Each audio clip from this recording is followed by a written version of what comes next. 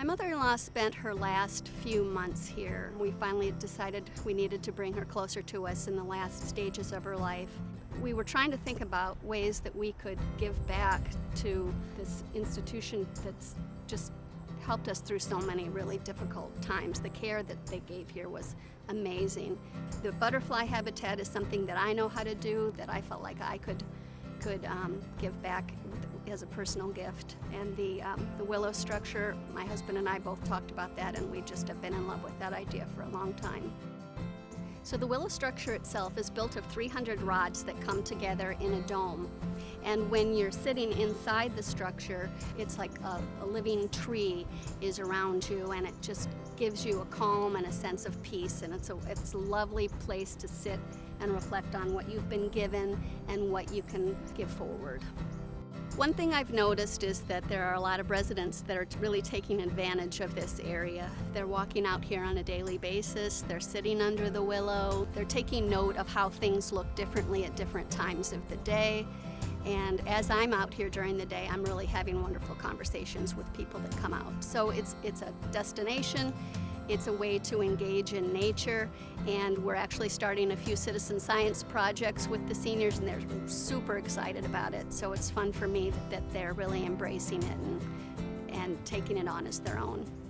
With this habitat, it's different than a butterfly garden because we're planting for butterflies to come and nectar on the blooming plants, but we're also planting host plants so that they will lay their eggs and future generations will be raised here. Butterfly eggs that are laid in the wild have a really low success rate of actually becoming butterflies. It's more like 1 or 2 in every 100 turn into a butterfly. But when we're able to protect them, plant well for them, plant nutritious food, our survival rate is much, much higher.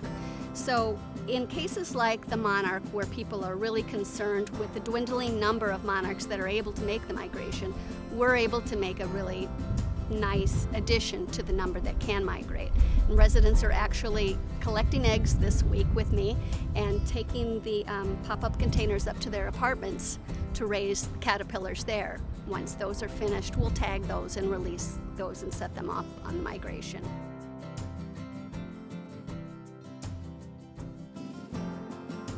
Plymouth Place has been blessed to have such a generous gift from the Harris family for this butterfly habitat.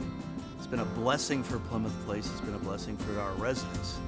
Residents are able to come out and simply enjoy nature and have something to watch and be part of every day. But in addition, there's opportunities here for learning. Our residents are always and continually learning and have a knack for wanting to be part of things. And this is just one more opportunity for that.